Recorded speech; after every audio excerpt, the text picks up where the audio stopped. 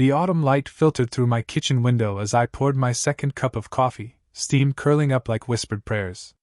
My phone buzzed against the granite countertop, and my heart did that little skip it always did when I saw his name. Danny Redhart. Hey, Mom. His voice carried that familiar warmth that could melt away any worry, any bad day, any doubt about the choices I'd made raising him alone.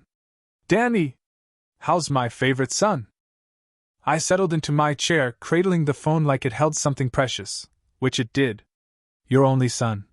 He laughed, and I could picture him shaking his head, probably running his fingers through that unruly dark hair he'd inherited from his father. But I'll take it. For 43 minutes, we talked about everything and nothing. His job at the marketing firm was going well. He'd landed another big client, some tech startup that wanted to revolutionize food delivery. His apartment in downtown Portland was finally coming together, though he still couldn't figure out what to do with that awkward corner by the bathroom. He'd been dating someone new, a girl named Sarah who worked at the art museum, and made him laugh. She sounds wonderful, sweetheart, I said, meaning it. After his last relationship ended badly, that manipulative girl who tried to isolate him from family, I'd worried he might close himself off. But here he was, open and hopeful again. She is. You'd like her, Mom. She's got this laugh that just fills up a room, you know? And she's smart. Really smart. Sometimes I catch her looking at paintings and I can practically see her brain working, making connections I'd never think of. My chest swelled with that particular brand of maternal pride that never gets old, no matter how grown your child becomes. Danny had always been thoughtful, even as a little boy. He'd bring me dandelions from the yard and arrange them in a jelly jar like they were roses. He'd save his allowance to buy me gas station flowers on Mother's Day. Even now, at 28, he called every Sunday without fail. I'm so proud of you, I told him, and meant it with every fiber of my being. You know that, right? I know, Mom. I love you too. We talked about Thanksgiving plans. He'd be driving down from Portland in 3 weeks, staying for a long weekend. I was already mentally planning his favorite meals: pot roast with those little potatoes he loved, green bean casserole, and that chocolate cake with the peanut butter frosting that took me 3 tries to perfect when he was 12. Oh, before I forget, he said, Sarah might come with me. If that's okay? Of course. I'd love to meet her. Should I make up the guest room? Nah, we'll get a hotel. Don't want to cramp your style. I could hear the grin in his voice. My style? Honey, my style involves flannel pajamas and Netflix. Exactly. Peak coolness. We both laughed, and I felt that warm contentment that comes from knowing your child is happy, healthy, and still wants to spend time with you. Not every parent gets that gift, and I never took it for granted. All right, I should probably get going, Danny said eventually. Sarah and I are meeting friends for dinner, and you know how Portland traffic is. Of course. Have fun, sweetheart. And drive safely. Always do. Love you, Mom. Love you too, baby. So much. I waited for the familiar click, the dial tone that would signal the end of another perfect Sunday call. But it never came. Instead, I heard rustling, the sound of the phone being set down but not disconnected. Danny must have forgotten to hang up. It happened sometimes when he was in a hurry. I was about to call his name when I heard his voice again, but different now. Harder. Colder. Speaking to someone else. Yeah, she bought every word of it. My blood turned to ice water in my veins. I pressed the phone closer to my ear, my hand trembling. This had to be a mistake. Maybe he was talking about a client, or a movie plot, or... Perfect little mama's boy routine never gets old. Danny's voice, but not Danny's voice. The warmth I'd basked in moments before had vanished, replaced by something cruel and calculating. Another voice responded, a woman, though I couldn't make out the words clearly. She sounded amused. 28 years, Danny continued, and she still falls for it every single time. Oh, Danny, you're such a good son. I'm so proud of you. His voice rose in a mocking falsetto that made my stomach lurch. Like taking candy from a baby. The woman said something else, and Danny laughed, a sound I'd never heard from him before. Sharp. Mean. The best part? She actually thinks I give a shit about Thanksgiving.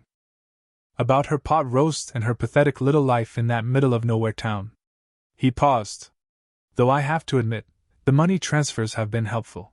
What's she up to now? Like 15 grand since I started the new job. My coffee cup slipped from my nerveless fingers, shattering against the kitchen floor. The sound echoed through my empty house like a gunshot, but I barely registered it. $15,000. The money I'd sent him for his security deposit. For his car repairs. For the medical bills when he said his insurance wouldn't cover his emergency room visit after that cycling accident. All lies. The girlfriend's story was a nice touch. The woman's voice came clearer now, tinged with what sounded like a British accent. Though you nearly overdid it with the museum bit. Sarah's real enough, Danny replied. She just doesn't know she's being auditioned for a role. If this Thanksgiving thing works out the way we planned, I might actually bring her. Let her see the full performance. My legs gave out, and I sank into the kitchen chair, my heart pounding so hard I thought it might burst. This couldn't be happening. This couldn't be my Danny, my sweet boy who used to sing these songs he made up, who cried when we had to put down our old dog Max, who called me his best girl. So what's the timeline? The woman asked. I'll play the dutiful son through Thanksgiving. Really sell it. Maybe even stay an extra day or two, help her around the house, make her feel special. Then comes the big ask. And if she refuses? Danny's silence stretched long enough that I wondered if the call had finally disconnected. When he spoke again, his voice was so cold it made my skin crawl. She won't refuse. She can't. I'm all she has, and she knows it. No husband, no other kids, no real friends to speak of. Just her precious Danny. He paused. Besides, after what happened to Mrs. Patterson down the street, Mom's been pretty anxious about home security. All those break-ins in the neighborhood lately. Mrs. Patterson. Sweet elderly Mrs. Patterson who'd been found beaten and robbed in her home 3 months ago. She'd died 2 weeks later in the hospital, never having regained consciousness. The police still had no leads. You didn't. The woman's voice held a note of something. Surprise? Admiration? I'm a man of many talents, Danny said, and I could hear the smile in his voice. Though I have to say, the old bat put up more of a fight than I expected. Had to get creative. The room began to spin around me. I gripped the edge of the table, fighting the wave of nausea that threatened to overwhelm me. My son, my baby, was talking about murdering an innocent old woman like it was nothing more than a mildly interesting anecdote. Anyway, Danny continued, his tone returning to that casual, conversational register that I now realized was just another mask. Once Mom sees how dangerous the neighborhood's getting, she'll be more than happy to let me help her with her finances. Transfer everything to accounts I can monitor, for her own safety, of course. And then? Then we disappear, and she has a very tragic accident. Home invasion gone wrong. Happens all the time to elderly women living alone. I wasn't elderly. I was 54, in good health, with decades ahead of me. But in Danny's voice, I heard my death warrant being signed. The woman laughed, a sound like breaking glass. You really are something else, aren't you? I'm efficient, Danny replied. And I'm good at what I do. This little persona I've created, the loving son, the responsible adult, it's been incredibly useful. Do you know how many lonely mothers out there are just desperate for their children to love them? For their children to need them? My vision blurred with tears I didn't remember starting to shed. All those calls, all those visits, all those moments I treasured, they'd meant nothing to him. Less than nothing. They'd been tools, weapons to use against me. But underneath the shock and heartbreak, something else was beginning to stir.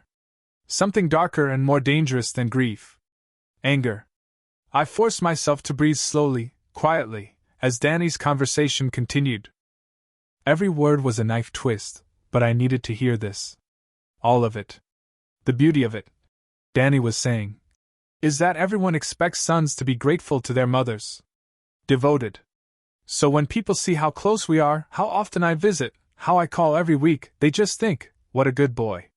No one suspects that I'm actually cataloging her assets, her routines, her vulnerabilities. My mind raced backward through our relationship, re-examining every interaction through this horrific new lens. The way he'd always asked about my neighbors, my schedule, my finances. How interested he'd been when I'd mentioned updating my will last year.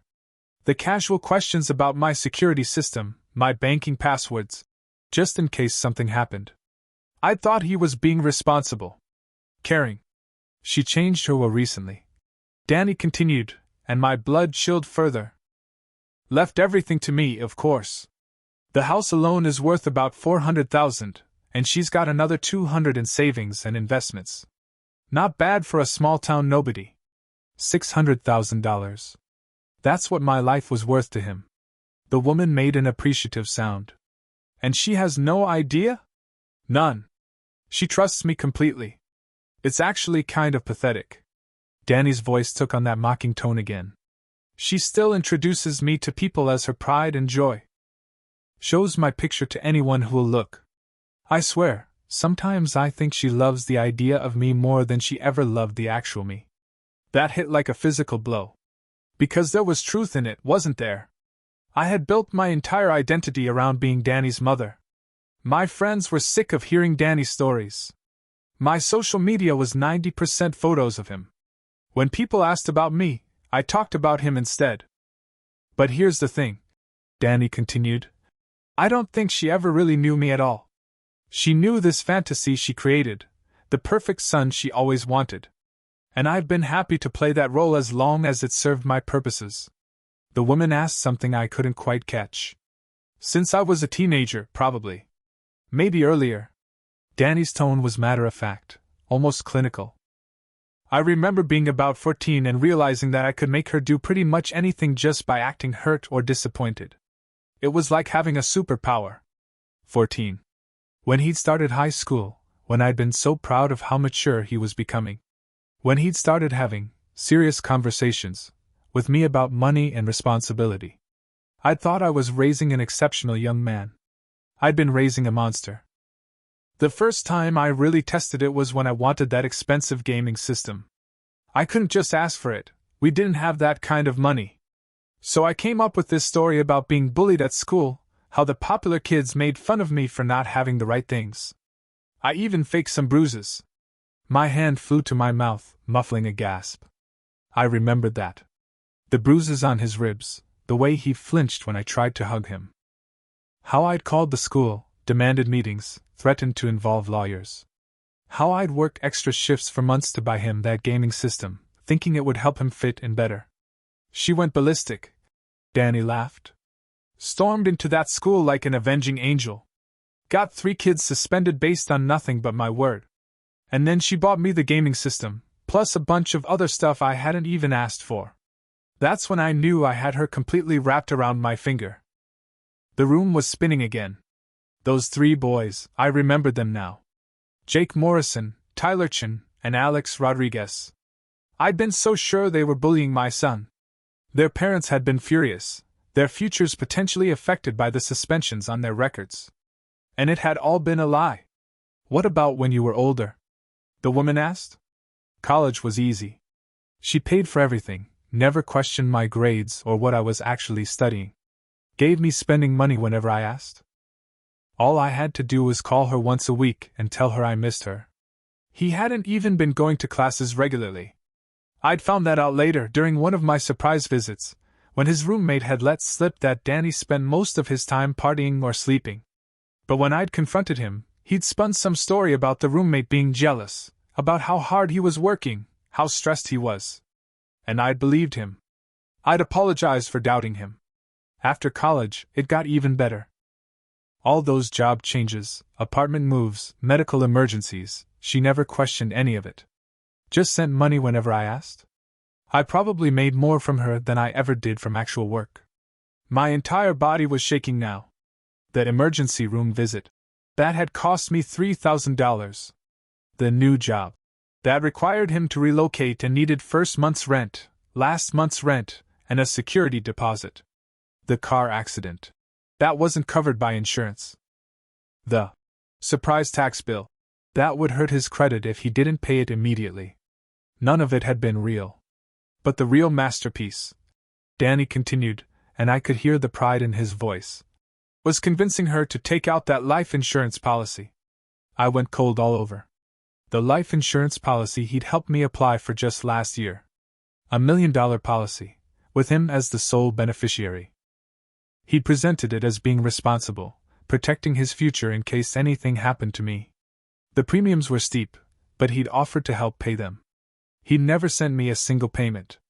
$1 million, Danny said, confirming my worst fears. Plus the house, plus her savings. All told, I'm looking at about $1.6 million when this is over. The woman whistled appreciatively. And the best part? When it's over, everyone will remember what a devoted son I was. How much I loved her. I'll play the grieving son perfectly. Might even give a tearful eulogy about how she was taken too soon, how the world isn't safe anymore. By the time I disappear with the money, I'll be long gone, and no one will think to connect me to any of it. I sat in my kitchen for what felt like hours after the line finally went dead, surrounded by the shards of my broken coffee cup and the ruins of my broken heart. The autumn light had faded to gray, and shadows stretched long across the floor like grasping fingers. My son was going to kill me. The thought kept circling in my mind, each repetition making it more real and more impossible at the same time. This was Danny, my Danny, who used to climb into my bed during thunderstorms. Who'd practiced his graduation speech in front of me a dozen times because he wanted it to be perfect. Who'd held my hand at his father's funeral and promised he'd always take care of me. But that Danny had never existed, had he?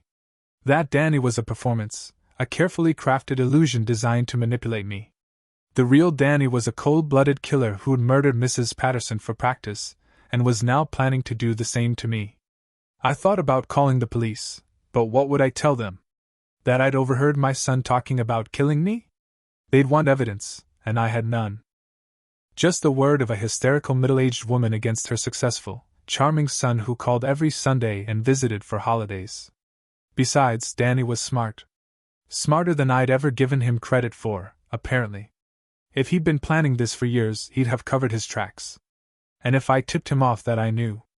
I shuddered, thinking about Mrs. Patterson's broken body, her skull caved in by someone she'd probably trusted enough to let into her home.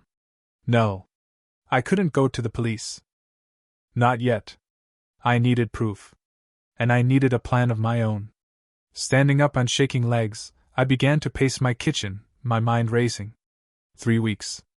I had 3 weeks until Thanksgiving, until Danny came home to play his final performance as the loving son. 3 weeks to figure out how to survive this. Or 3 weeks to figure out how to make sure he didn't. The thought shocked me with its darkness, but I didn't push it away. My son had made his choice. He'd chosen to see me as nothing more than a bank account with a pulse, an obstacle to be removed when he was ready to cash out. Well, maybe it was time he learned that his mother was more than just a lonely old woman desperate for love. I walked to my bedroom and pulled out the small fireproof safe I kept in my closet. Inside, along with my important documents, was something I hadn't touched in years, a .38 revolver that my ex-husband had insisted I keep for protection. I'd hated the thing when he'd brought it home, had made him promise to keep it locked away. After he died, I'd forgotten it was even there. Now I lifted it with steady hands, surprised by how natural it felt. Like riding a bicycle, apparently. The gun was loaded, probably not the safest storage method, but convenient now. I checked the chamber, made sure the safety was on, then set it on my dresser where I could see it. 3 weeks to plan. 3 weeks to prepare. I wasn't going to be anybody's victim. Over the next few days, I did something I'd never done before. I investigated my own son. It started with the obvious things. I went through my bank statements, meticulously tracking every transfer I'd made to Danny over the past 5 years. The number was staggering, nearly $30,000, sent in chunks for various emergencies that I now realized had never existed. Then I started digging deeper. I called his apartment complex in Portland, claiming to be his mother planning a surprise visit.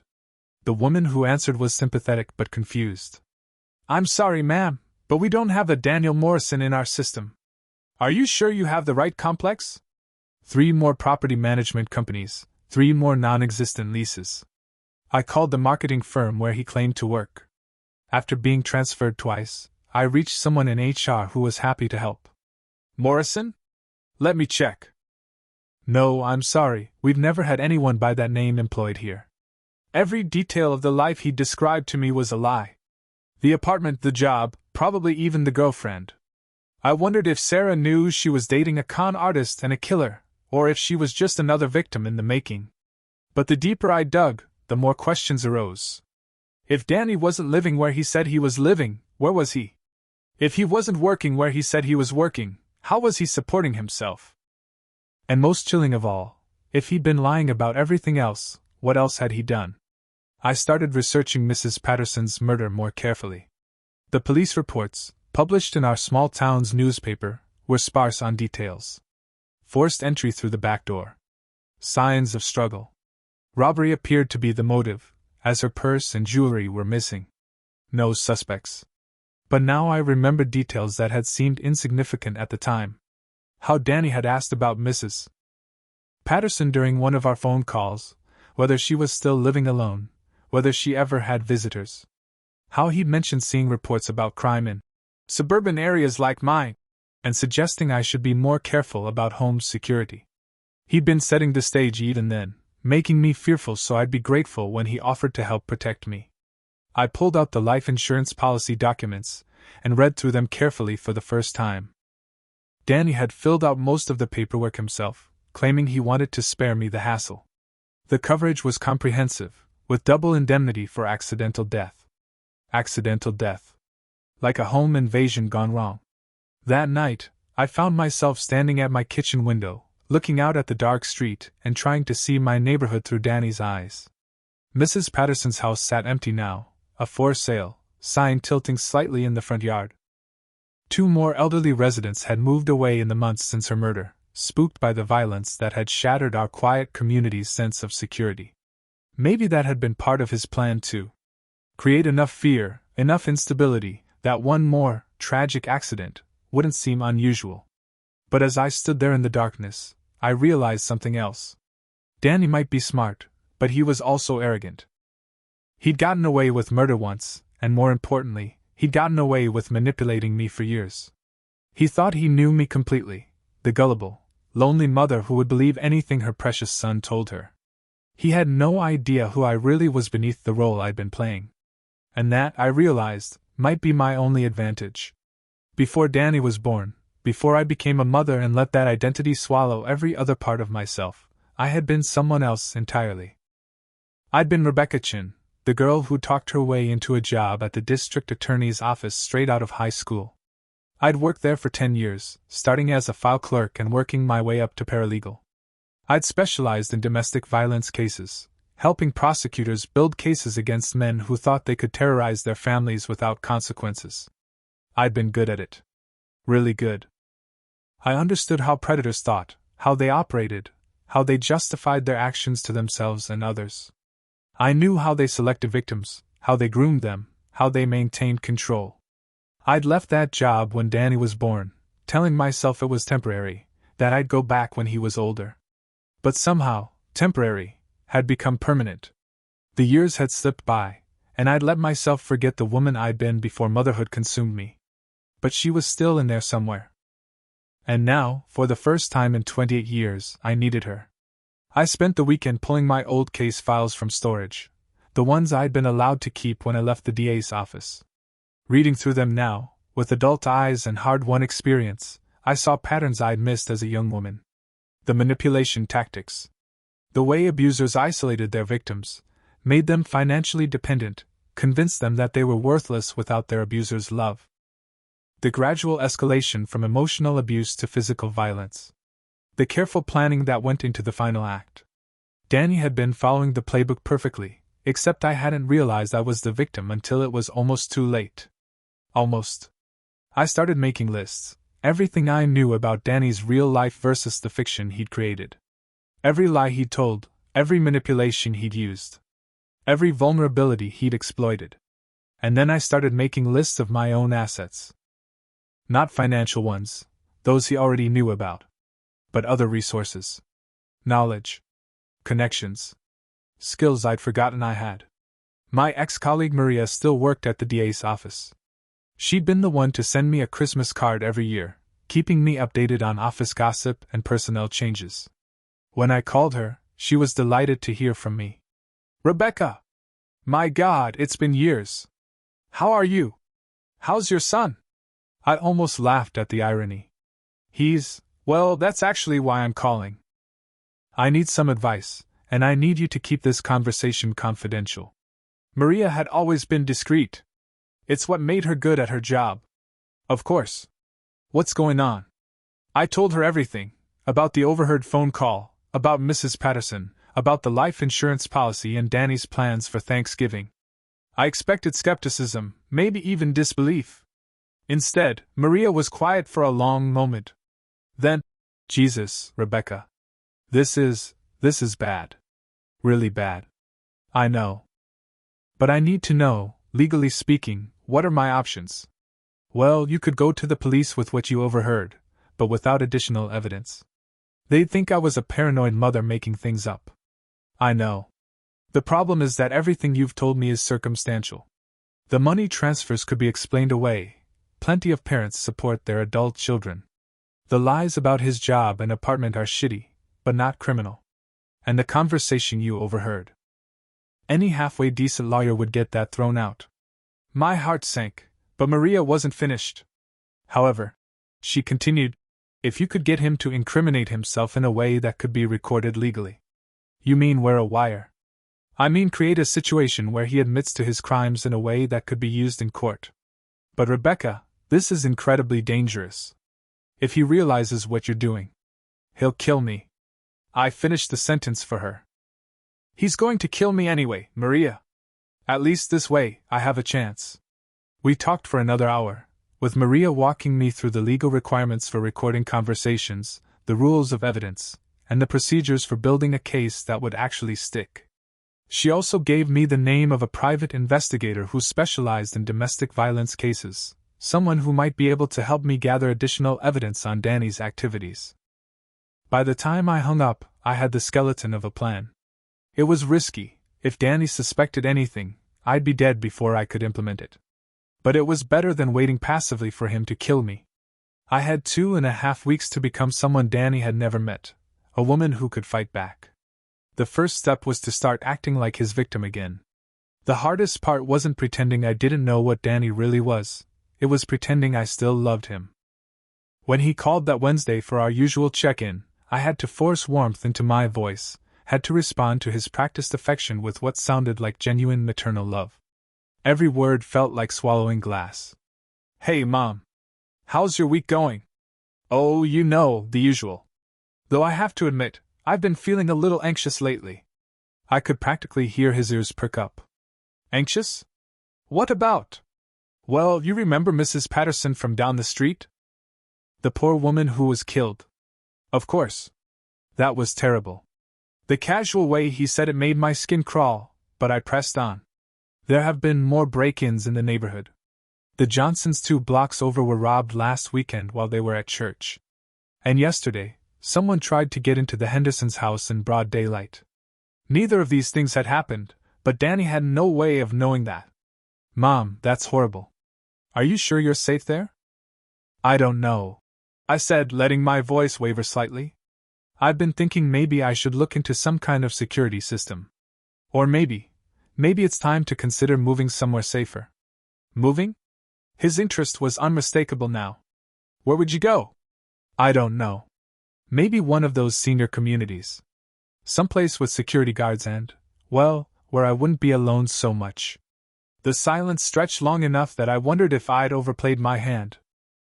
Then Danny spoke, and his voice was everything a concerned son should be. "Mom, don't make any hasty decisions, okay? These things, they come in waves. The crime will probably settle down soon. And besides, that house has so many memories. You'd regret leaving it behind." Of course he didn't want me to move. A senior community would be much harder to stage a break-in at, and selling the house would complicate his inheritance plans. "You're probably right," I said, making myself sound relieved. "I just get scared sometimes, you know? Being here all alone." "I know. And I'm sorry I can't be there more. But hey, Thanksgiving is only a couple weeks away. We'll have plenty of time to talk about all this then. I'm looking forward to it so much." It's been too long since you've been home. I know. I miss you too, Mom. The lie came so easily from him. If I hadn't overheard that other conversation, I would have believed it completely. After we hung up, I sat in my kitchen shaking with rage and adrenaline. But I'd done it. I'd planted the seeds Danny would need to justify his plan, a frightened, isolated woman considering major life changes that could complicate his timeline. Now I needed to make sure I had evidence when he acted on it. The private investigator Maria had recommended was a woman named Carol Stevens. She was in her 50s, with sharp eyes and a no-nonsense manner that reminded me of the prosecutors I'd worked with years ago. Your friend Maria filled me in on the basics, she said when we met at a coffee shop in the next town over. But I need to hear it from you. All of it. I told her everything again, watching her take notes in a small, neat handwriting. The good news, she said when I finished, is that your son sounds like he's gotten cocky. Cocky criminals make mistakes.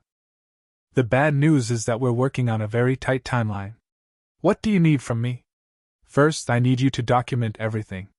Every phone call, every conversation, every detail you remember about his past lies. Second, I need you to get me information about where he's really living, what he's really doing. And third. She leaned forward, her expression serious. Third, you need to be prepared for the possibility that we can't get enough evidence to convict him. Which means you need to have a backup plan. What kind of backup plan? Carol's smile was cold. The kind that ensures you survive this, regardless of what the legal system can or can't do. Carol worked fast. Within a week, she tracked down Danny's real address, a rundown apartment in a sketchy part of Portland that he shared with two roommates who had extensive criminal records. She'd also found evidence that he'd been running small-scale cons for years, fake charity collections, romance scams targeting lonely women online, insurance fraud.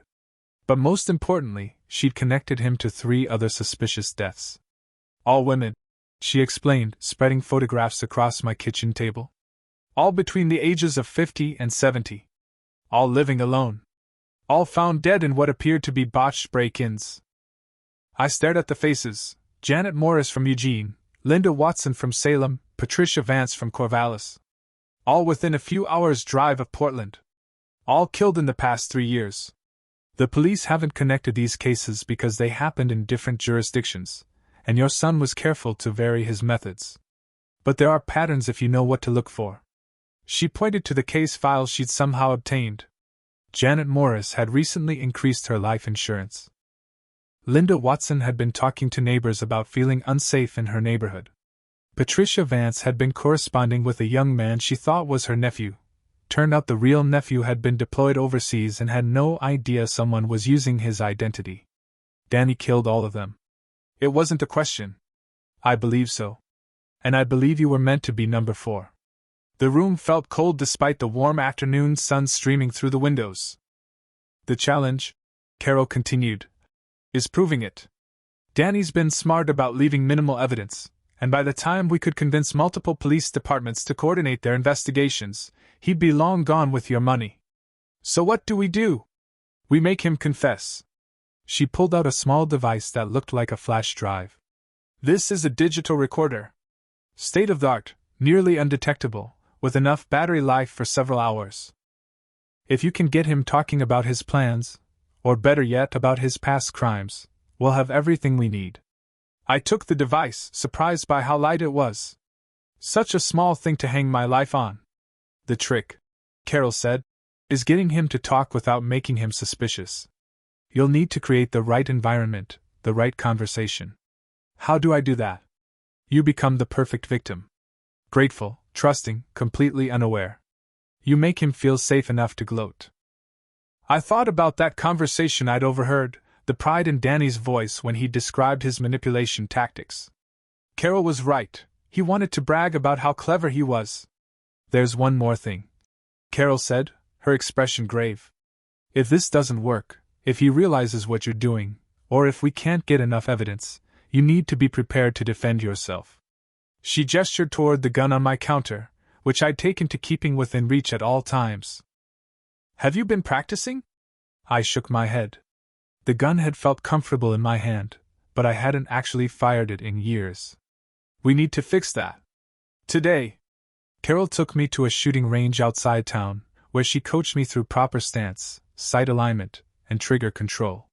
My muscle memory was better than I'd expected, and after an hour of practice, I was hitting the target consistently. Good, Carol said as we cleaned up.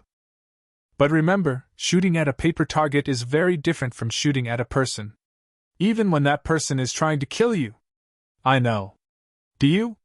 Because the Danny who comes to visit you for Thanksgiving might look like your son, might sound like your son, might even act like the loving boy you remember. Your brain will be screaming at you to put the gun down, to trust him, to believe that there's been some terrible mistake. I thought about Mrs. Patterson, about those 3 other women who'd probably trusted their killer right up until the moment he struck. If it comes to that, I said, surprised by how steady my voice sounded, I'll do what I have to do. Carol studied my face for a long moment, then nodded. Yeah, she said. I think you will. Thanksgiving was 3 days away, and Danny had been calling more frequently, his voice full of anticipation. If I hadn't known what he was really planning, I might have been touched by how excited he seemed to spend time with me. I should get there around noon on Thursday, he said during our Tuesday night call.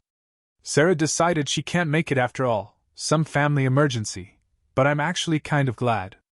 More time for just us, you know. Of course, sweetheart. I'm so looking forward to it. Me too. And Mom? I know you've been worried about the neighborhood situation. I've been thinking about that a lot, and I have some ideas that might help you feel safer. My blood chilled, but I kept my voice warm and grateful. That sounds wonderful. You're such a good son, always looking out for me. Always, he said, and I could hear the smile in his voice. I love you, Mom. I love you too. As soon as I hung up, I called Carol. He's accelerating the timeline, I told her. And he's coming alone. That's actually good news. Harder for him to claim innocence if he doesn't have a witness to vouch for his whereabouts. What if he doesn't confess? What if he just does it? Then you defend yourself. But Rebecca, I really think he's going to want to talk first. Everything you've told me about his personality suggests he needs to feel superior, needs to be acknowledged for how clever he's been. That's your window. That night I barely slept. I walked through my house, memorizing every creak in the floorboards, every shadow cast by the streetlights. I practiced drawing the gun from various hiding spots, timing myself until I could do it in under 3 seconds. I also practiced looking surprised, hurt, confused, all the emotions a normal mother would feel upon learning her son was a killer. If I was going to get Danny to confess, I needed to give a performance worthy of an Oscar. Wednesday afternoon, I went through the motions of preparing for Thanksgiving. I bought a small turkey, made pie crust from scratch, polished the good silverware.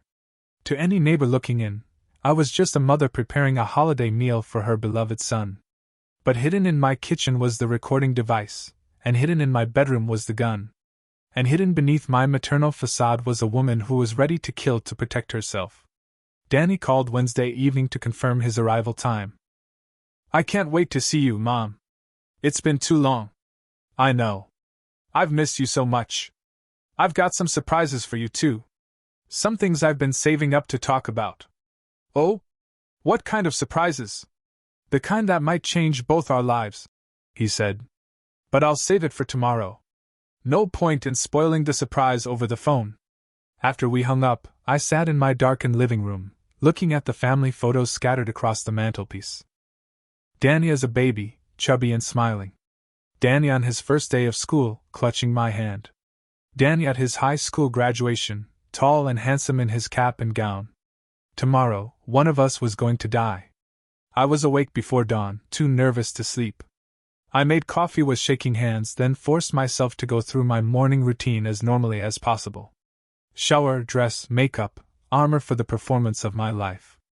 At 11:30, I heard a car door slam in my driveway. Through the kitchen window, I watched Danny approach the house, carrying a bouquet of flowers and wearing the same warm smile he'd worn 1,000 times before. For a moment, just a moment, my resolve wavered. This was my son. My baby. The child I'd nursed through fevers and nightmares, whose scraped knees I'd bandaged, whose homework I'd helped with at the kitchen table. Then I remembered Mrs. Patterson's broken body, and my spine straightened. Mom! Danny swept me into a hug as soon as I opened the door, and I forced myself not to flinch. He smelled the same, that cologne I'd bought him last Christmas, mixed with the scent that was uniquely his. For all the lies he told, his physical presence was achingly familiar. Danny. Oh, sweetheart, I'm so glad you're here. He pulled back to look at me, his eyes searching my face with what looked like genuine affection. You look great, Mom. Really great. Thank you. So do you. And he did.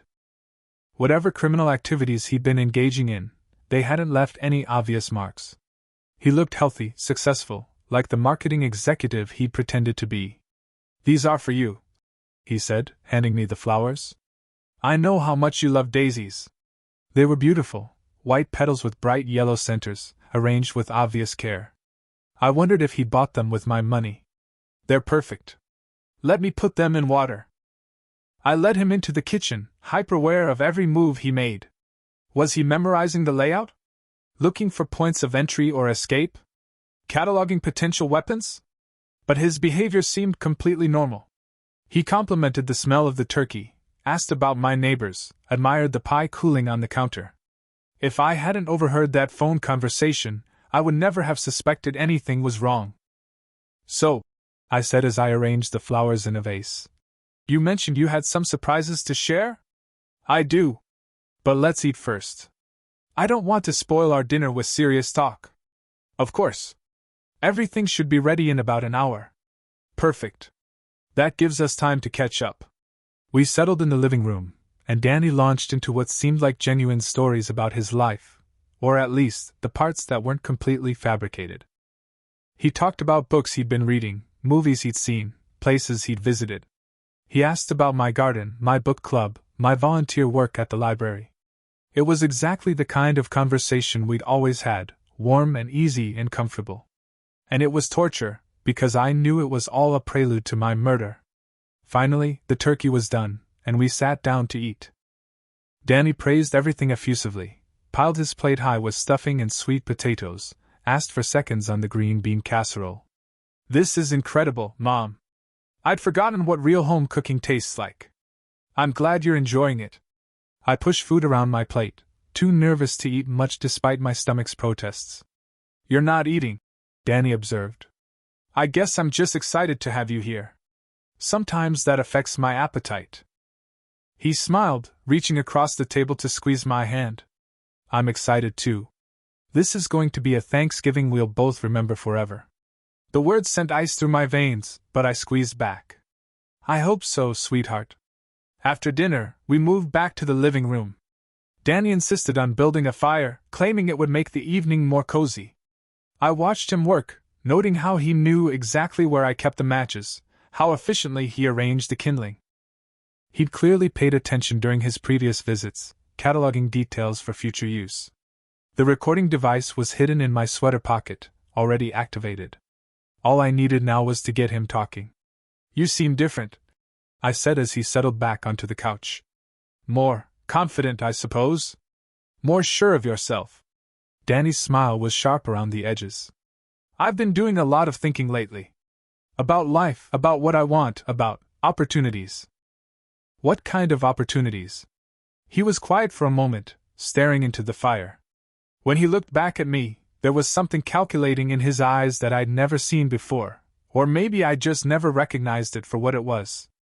How well do you think you know me, Mom? The question caught me off guard. What do you mean? I mean, do you think you really know who I am? Not just the version of me you've created in your head, but the real me? This was it. The opening I'd been waiting for. I made my voice small, confused. Of course I know you. You're my son. Danny laughed, but there was no warmth in it. Am I? Or am I just whoever you needed me to be? I don't understand. Don't you? He leaned forward, his eyes never leaving my face. Come on, Mom. You're not stupid.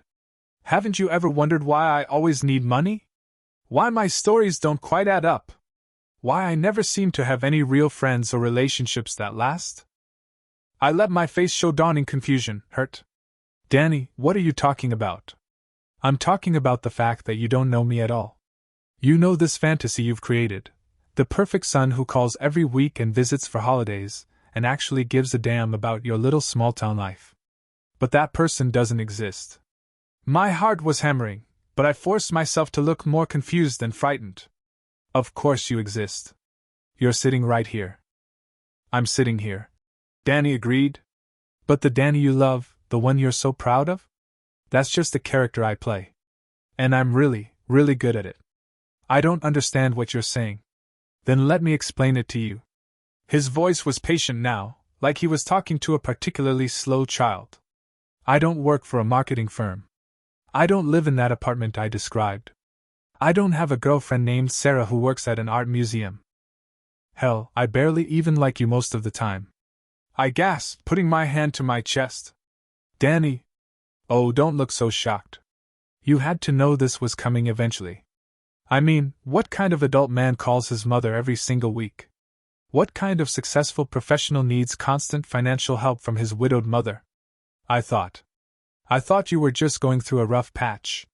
For 10 years? Danny's laugh was cruel. Come on, Mom. Even you're not that naive. I let tears start to form in my eyes. Then why? Why did you keep calling, keep visiting if you don't love me? Because you're useful, he said simply. Because you send money whenever I ask for it, no questions asked. Because you trust me completely, which makes you incredibly easy to manipulate. Manipulate? I made my voice break on the word. Oh, Mom. Danny's tone was almost fond now. You have no idea how easy you've been. Remember when I was 14 and told you those kids were bullying me? Complete lie. I just wanted that gaming system, and I knew if I made you feel sorry for me, you'd buy it.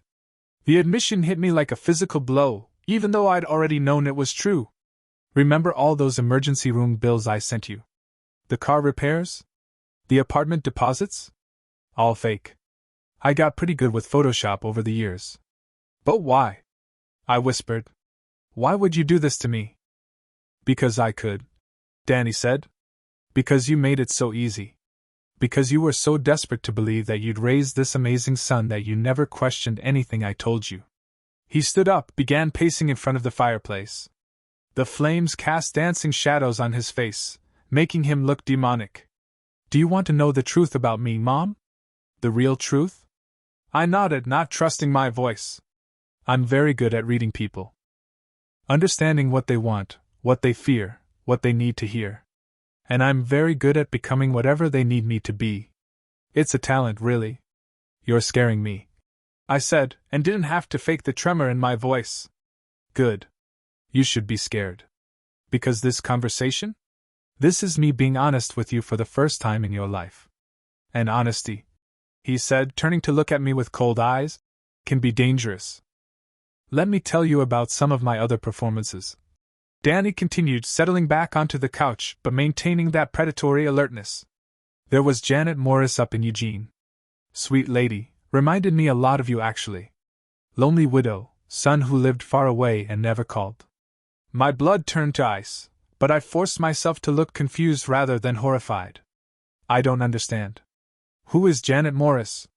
Was, Danny corrected. She was a woman who thought she'd found a surrogate son. Someone who understood her, who cared about her welfare. Right up until the moment I caved her skull in with a crowbar. I covered my mouth with my hands, letting out a strangled gasp. Oh, that's not even the best one, Danny said, clearly enjoying my reaction. There was Linda Watson in Salem. She was even easier than you, if that's possible. I convinced her I was her nephew. Her real nephew was deployed overseas, so she had no way to verify my story. She was so grateful to have family who cared about her. Danny, please stop. But I haven't gotten to Patricia yet. Patricia Vance from Corvallis. Now she was interesting. She actually started to get suspicious near the end, asked too many questions. I had to improvise with her, make it look more like a robbery gone wrong. He was confessing to everything, speaking with the casual tone someone might use to discuss the weather. The recording device in my pocket was capturing every word. I don't believe you, I whispered.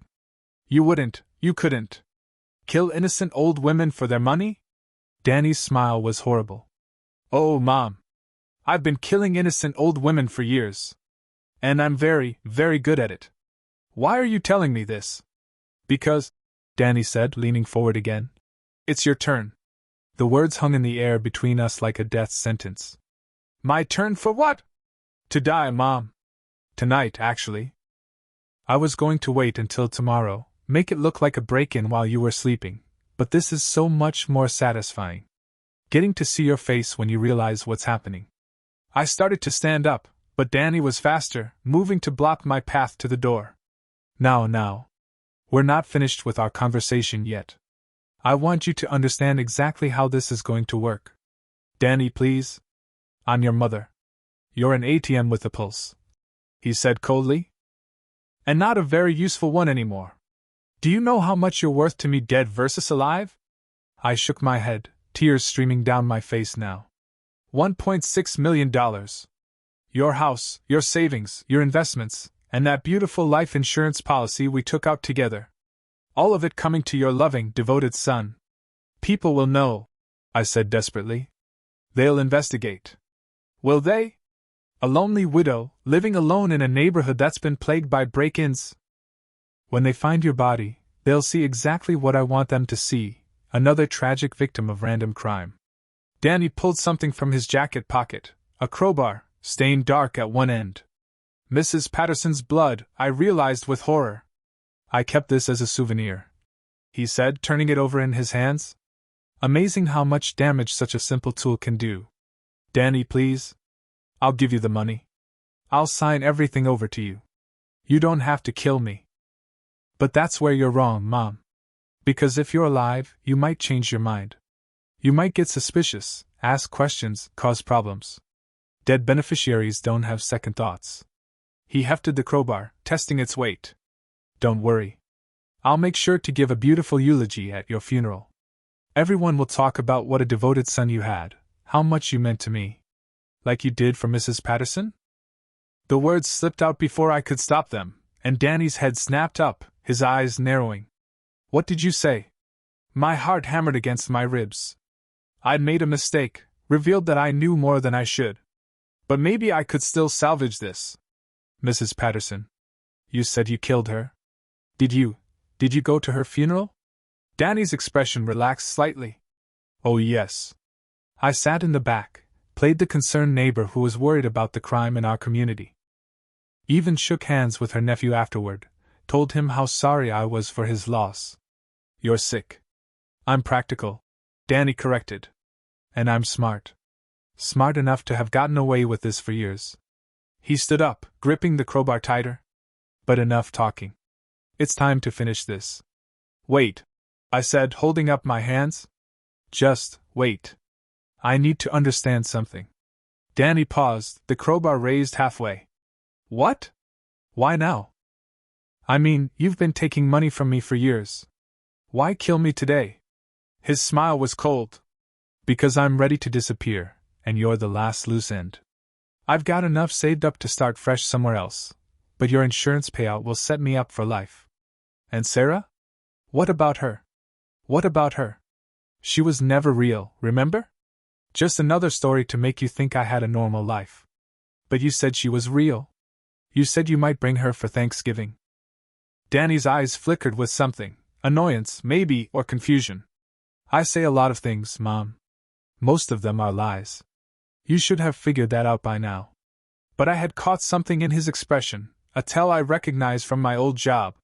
He was lying about Sarah too, but not in the way I'd expected. She is real, I said slowly. But she doesn't know what you really are, does she? It doesn't matter. It does to you. That's why you didn't bring her.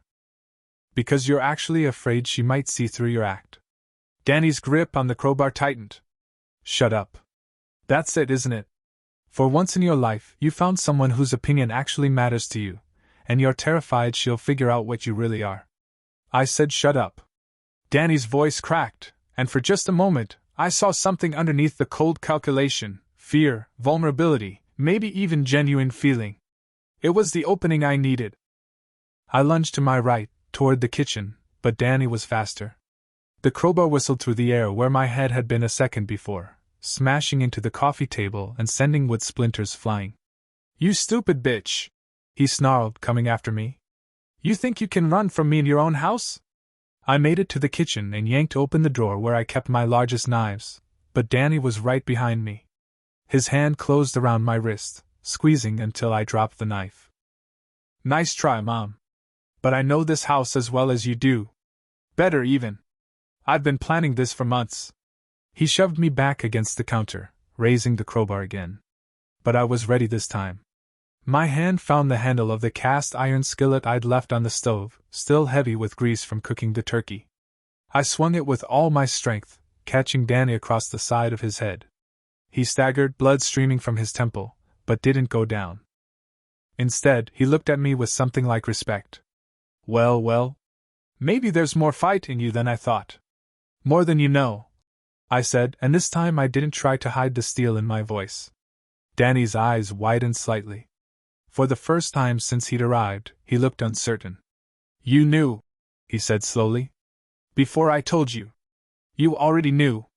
I didn't answer, just held the skillet ready for another swing. "How long?" he demanded. "How long have you known?" "Since 2 weeks ago. When you forgot to hang up the phone." The color drained from Danny's face. "You heard." "I heard everything. Your little chat with your girlfriend about what a pathetic victim I was. Your plans to kill me. Your confession about Mrs. Patterson. Then why didn't you run? Why didn't you call the police?" I smiled, and I knew it wasn't a pleasant expression. "Because I wanted you to confess. And because I wanted to look you in the eye when I stopped you." Danny's laugh was shaky now. "Stopped me? Mom, you're 54 years old. I'm in my prime. You think you can actually stop me?" "I think," I said, pulling the gun from where I'd hidden it behind the flour canister, "that I'm about to find out." Danny froze when he saw the gun, his eyes fixed on the barrel pointed at his chest. "Mom," he said, his voice careful now. "Mom, put the gun down. You don't want to do this. Don't I?" I kept the weapon steady, remembering Carol's training. "You just told me you murdered 3 innocent women. You told me you're planning to murder me. Give me one good reason why I shouldn't pull this trigger right now." "Because I'm your son." "No," I said, and my voice was steady as stone. "My son died a long time ago. Maybe he never existed at all. You're just a monster wearing his face." Danny's expression shifted, cycling through emotions, fear, anger, calculation, and finally, a kind of cold cunning I'd never seen before. "You won't do it," he said with growing confidence. "You're not a killer, Mom. You're just a scared, lonely woman who can't accept that her precious son doesn't love her." "You're right about one thing," I said. "I'm not a killer. But you know what I am? I'm the woman who spent 10 years helping prosecutors put away men like you. I know exactly how predators think, how they operate, how they choose their victims." Danny's face went white. "Did you really think I wouldn't recognize the signs? The isolation tactics, the financial manipulation, the way you made me financially and emotionally dependent on you? I helped convict dozens of men who used the same playbook. Then why? Why didn't I see it sooner?" I finished. "Because I didn't want to. Because I was so desperate to believe I'd raised a good man that I ignored every red flag. But that ends tonight." I reached into my pocket with my free hand and pulled out the recording device. "Smile for the police, Danny. They're going to love hearing about Janet Morris, Linda Watson, and Patricia Vance." For the first time since this nightmare began, Danny looked truly afraid. "You can't. I'm your son. You're a serial killer," I corrected. "And I'm turning you in." Danny's fear transformed back into rage. "You think the police will believe you? You think anyone will believe that sweet, devoted Danny Morrison is a killer? With your confession on tape?" "Yes, I do." "Then I guess I'll have to make sure you don't live to play it for them." He lunged forward, swinging the crowbar in a vicious arc toward my head. But I was ready. The gun bucked in my hands, the sound deafening in the small kitchen. Danny's forward momentum carried him another step before he collapsed, clutching his shoulder and screaming. "You shot me. You actually shot me. And I'll shoot you again if you move," I said, keeping the gun trained on him. "The next one goes in your chest." Danny writhed on my kitchen floor, blood seeping between his fingers. The crowbar had fallen from his grip, sliding across the linoleum to rest against the refrigerator. "You're crazy," he gasped. "You're a crazy old woman." "Maybe," I said. "But I'm alive, and you're not going to hurt anyone else ever again." I reached for the phone with my free hand, never taking my eyes off Danny. But as I started to dial 911, I hesitated. This was my son. The baby I'd carried for 9 months, the child I'd loved more than my own life. Could I really send him to prison? Could I really destroy what was left of the relationship we'd had? As if reading my thoughts, Danny's expression softened.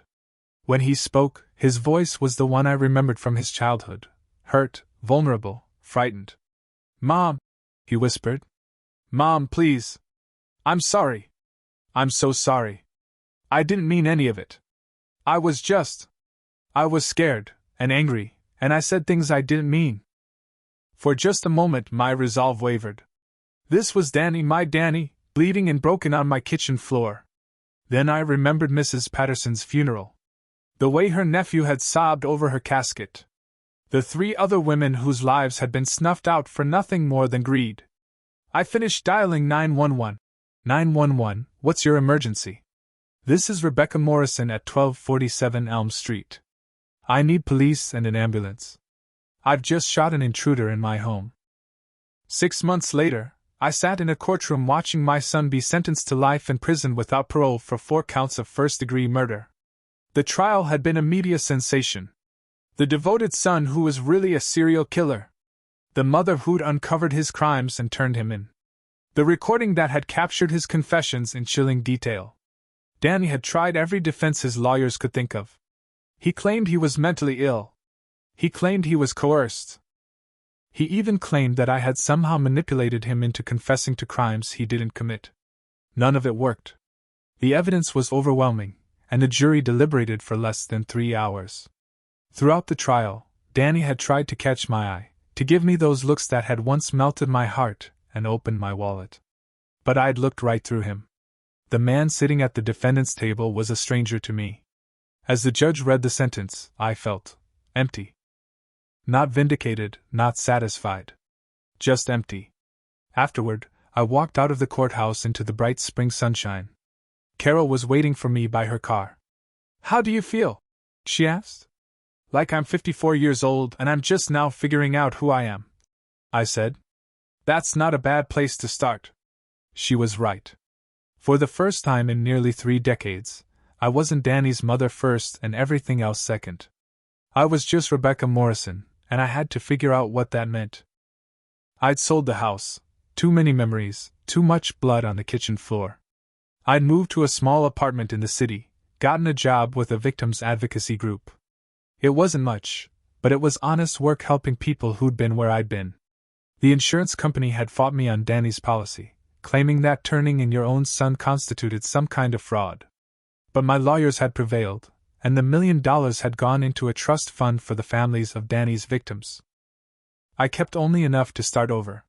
3 weeks after the sentencing, I was sorting through mail when I found an envelope with no return address. Inside was a single sheet of prison stationery covered in Danny's familiar handwriting. "Mom. I know you'll never forgive me, and I understand why.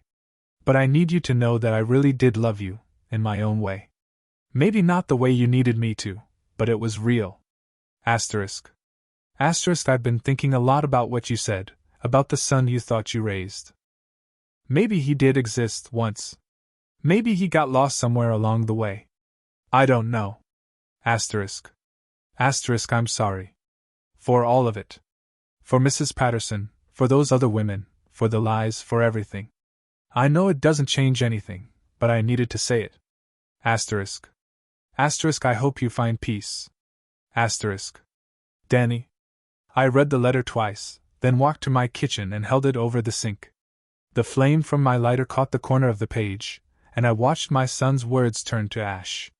Some apologies come too late. Some relationships can't be salvaged. Some people can't be saved, no matter how much you love them. But I was learning that sometimes, the most loving thing you can do is let them go. Outside my window, the city hummed with life. Somewhere out there were people who needed help, families that could be saved, victims who could be protected. I had work to do. I was 54 years old, and for the first time in my life, I was exactly who I was supposed to be.